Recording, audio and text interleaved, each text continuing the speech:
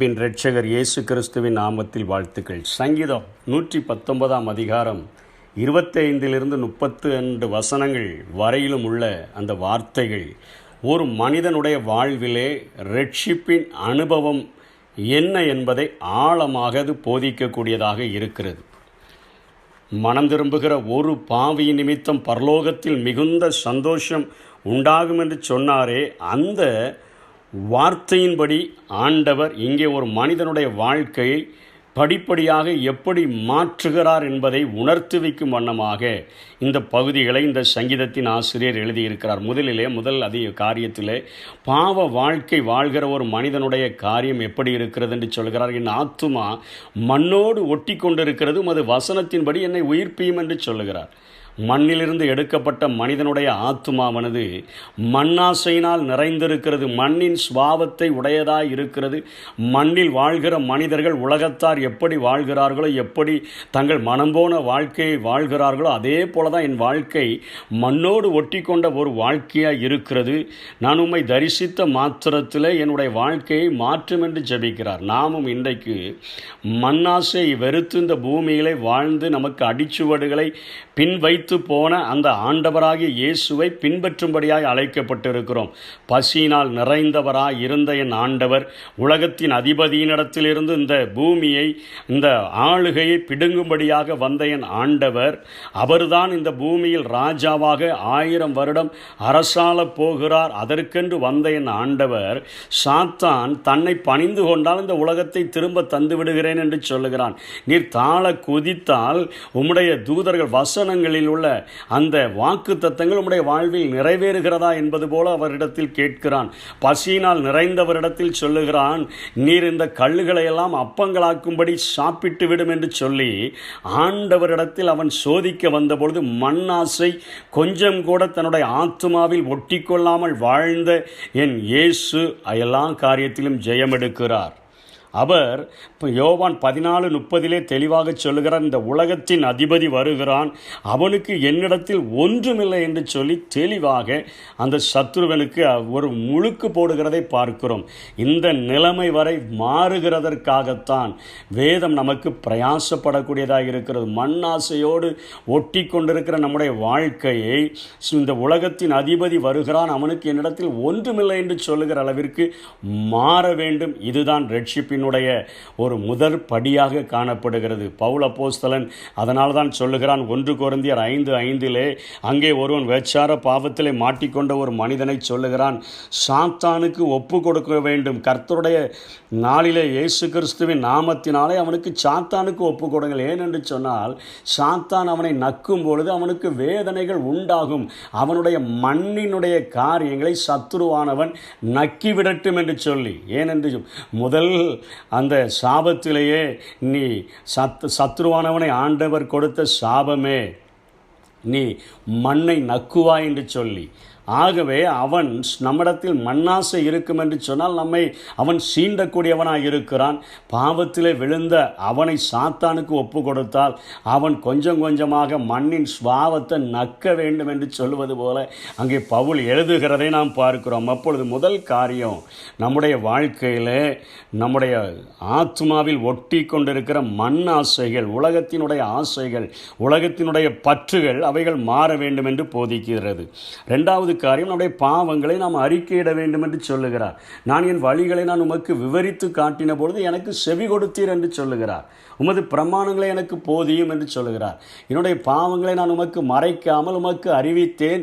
தேவரீர் என்னுடைய பாவத்தின் தோஷத்தை மன்னித்தீர் என்பது போல நம்முடைய பாவங்களை மறைக்காமல், நம்முடைய பாவங்களை மறைக்கிறவன் வாழ்வடைய மாட்டான், அவைகளை அறிக்கை செய்து விட்டு விடுகிறவனோ இரக்கம் பெறுவான் என்று சொன்ன வசனத்தின்படியாக பாவங்களை அறிக்கையிடும் பொழுது ஒரு பாவத்திலிருந்து மன்னிப்பை கொடுத்து நம்முடைய பாவத்தின் தோஷத்தையும் அவர் மன்னிக்கக்கூடியவராக இருக்கிறார். மூன்றாவது சொல்லிக் கொடுக்கிறார். மூன்றாவது படி, உணர்த்தப்பட வேண்டும். கட்டளைகள் 613 கட்டளைகள் நமக்கு இருக்கிறது. அந்த கட்டளைகளுடைய வழியை எனக்கு போதும். ஒவ்வொரு நாளும் நான் எப்படி பேசணும், எப்படி நடக்கணும், எப்படி அசையணும், எப்படி கிரியை செய்யணும்னு சொல்லி எல்லா விதமான, நான் உலகத்தில் வாழக்கூடிய எல்லா விதமான, நான் சந்திக்கக்கூடிய எல்லா விதமான பிரச்சனைகளுக்கும் உம்முடைய கட்டளைகளிலே வழி இருக்கிறது. அந்த கட்டளைகளின் வழியை 603 கட்டளைகளை மனிதர்களுக்கு எழுதி கொடுத்திருக்கிறீரே, அந்த வழிகளை எனக்கு போதியும், அப்பொழுது உமது அதிசயங்களை நான் தியானிப்பேன் என்று சொல்லுகிறார். அப்பொழுது நம்முடைய அதிசயங்களை வேதத்தில் இப்படிலாம் ஆண்டவர் நடத்துகிறாரா, இப்படியெல்லாம் ஆசீர்வாதமான பழியிலே நம்மை நடத்த முடியுமா என்றெல்லாம் நான் நம்முடைய அதிசயங்களை நான் தியானிக்க ஆரம்பித்து விடுவேன். மூன்றாவது காரியம், உணர்த்தப்பட்ட ஒரு வாழ்க்கை. நாலாவது, பாவத்தினால துக்கம் அடையலைன்னா நம்ம பாவத்திலிருந்து விடுதலை ஆக முடியாது. பாவத்தினால துக்கம் அடைகிற வாழ்க்கை, அவர் சொல்ல சஞ்சலத்தினால் என் ஆத்துமா கரைந்து போகிறது. அதை தான் சங்கீதக்காரன் சொல்கிறாரு, நான் அடக்கி வைத்த மட்டும் நித்தம் என் கதறுதலினாலே என் எலும்புகள் உலர்ந்து போயிற்று. பாவ வாழ்க்கை எனக்கு வேண்டாம் ஆண்டவரே, கசந்து போன வாழ்க்கை, அந்த வாழ்க்கை எனக்கு சாக்கடையான வாழ்க்கை எனக்கு வேண்டான்னு சொல்லி நம்ம எப்போ சஞ்சலப்படுகிறோமோ அப்போ தான் நம்முடைய முழுமையான ரட்சிப்பை நாம் பெற வந்திருக்கிறோம் என்பது அர்த்தமாகிறது. ஐந்தாவது காரியம், மனம் திரும்புதலுக்காக அவர் ஜெபிக்கிறார். 29ஆம் வசனம் 30ஆம் வசனத்தில், பொய் வழியில் இவ்வளோ நாள் வாழ்ந்துட்டேன், பொய் வழியை என்னை விட்டு அகற்றி மெய் வழியை நான் தெரிந்து கொண்டு நான் வாழுகிறதற்கு எனக்கு உதவி செய்யுங்க. பொய்யான வழிகள், மனிதனுக்கு செம்மையாய் தோன்றுகிற வழிகள் அநேகம் உண்டு, ஆனால் முடிவோ மரண வழிகள். ஆண்டவரே, உம்முடைய வழிகளிலே என்னை நடத்தும். இந்த உலகத்தினுடைய ஆசைகளை எல்லாவற்றையும் அனுபவிக்கணும்னு நண்பர்களோ மற்றவர்கள் எல்லாரும் சொன்னாங்க. அந்த பொய் வழியில் பொய்யான சந்தோஷத்தை, சிற்றின்பத்தை நம்பி நான் வாழ்ந்துட்டேன். மெய்யான சந்தோஷத்தை தருகிறவர், பேரின்பத்தை தருகிறவர், பேரானந்தத்தை தருகிற அந்த வழியை நான் தெரிந்து கொண்டு வாழ எனக்கு உதவி செய்யுங்கன்னு சொல்லி அழகாக மனம் திரும்புதலுக்கான ஒரு ஜெபத்தை ஏறெடுத்த பின்பு தன்னுடைய ரட்சிக்கப்பட்ட வாழ்வின் அனுபவத்தை சொல்லுகிறார். 31ஆம் வசனத்தில், மண்ணோடு ஒட்டி கொண்டிருந்த என் ஆத்துமா இப்போ உமது சாட்சிகளின் மேலே பற்றுதலாக மாறிடுச்சு. அந்த பற்றுதலில் இருந்து, மண்ணின் ஆசைகள், உலகத்தின் ஆசைகள் இருந்து இப்போ உம்முடைய சாட்சிகள், உம்முடைய உடன்படிக்கைகள், உம்முடைய வசனங்கள், இவைகளின் மேலே நான் பற்றுதலாக மாறிட்டு ஆண்டவரே, இப்போ என் இருதயத்தை நீங்கள் கொஞ்சம் விசாலமாக்கி விட்டுருங்க, நான் வழிகளை சின்னதாக்கிருங்க. உமது கற்பனையின் வழியில், அந்த குறுகலான இடுக்கமான வழியில் நான் ஓடுறதுக்கு வந்துடுறேன், ஆனால் என் இருதயத்தை கொஞ்சம் விசாலமாக்கிருங்க. ஐஸ்வர்யவானை போல நான் பக்கத்தில் இருந்து சாப்பாட்டுக்காக இருந்த ஒரு நாய் கடிக்கும்போது கூட விரட்டாமல் ஐஸ்வர்யமான சம்பிரமமாய் வாழ்ந்த அந்த வாழ்க்கையை என்னை விட்டு மாற்றி, பசியாக இருந்தேன் எனக்கு போஜனம் கொடுத்தீர்கள், வஸ்திரம் இல்லாது இருந்தேன் எனக்கு வஸ்திரம் கொடுத்தீர்கள், நான் காவலில் இருந்தேன் என்னை பார்க்க வந்தீர்கள் என்று சொல்லி அந்த என்னுடைய காரியங்களை விட்டு மற்றவர்கள் மேலே கரிசனை செலுத்துகிற ஒரு இருதயமாக மாற்றி என்னை குறுகலான பாதையில் நடத்துங்க, கற்பனைகளின் வழிகளில் என்னை ஓட செய்யுங்க அப்படின்னு அவர் சொல்லுகிறதை பார்க்கிறோம். கேட்டுக்கு போகிற வாசல் அது விசாலமான வழி, அதில் பிரவேசிக்கிறவர்கள் இருதயம் கடுகு மாதிரி இருக்கும், ஆனால் வழி பெருசாக இருக்கும். ஆனால் ஒருத்தன் விசுவாசியாக ஒரு ரட்சிக்கப்பட்டவனாக மாறிட்டானா அவனுடைய இருதயம் விசாலமாயிரும், அவனுடைய வழிகள் கற்பனைகளின் வழியாக ஓடுவேன். அதுதான் பவுல் 1 கொரிந்தியர் 9ஆம் அதிகாரம் 24-25 சொல்கிறார், பந்தய சாலையில் ஓடுகிறவர்கள் எல்லாரும் ஓடுவார்கள், பெற்றுக்கொள்ளத்தக்கதாக ஓடுங்கள், பந்தயத்துக்கு போராடுகிற யாவரும் எல்லாவற்றிலும் இச்சை அடக்கமுள்ளவர்களாக இருப்பார்கள், அழிவுள்ள கிரீடத்தை பெறும்படிக்கு அவர்கள் அப்படி செய்கிறார்கள், நாமோ அழிவில்லாத கிரீடத்தை பெறும்படிக்காக செய்கிறோம். அழிவில்லாத கிரீடத்தை பெற்றுக்கொள்ளும்படியாக நம்ம எல்லாவற்றிலும் இச்சையடக்கம் உள்ளவர்களாக கற்பனையின் வழியாக ஓடும் பொழுது ரட்சிப்பு நாம் பூரணமடைய பிரயாசப்பட்ட வாழ்க்கையை வாழ முடியும். அப்படிப்பட்ட கிருபைகளை, ரட்சிப்பின் ஆழமான அனுபவத்தை கர்த்தர் நமக்கு தந்தருள்வாராக.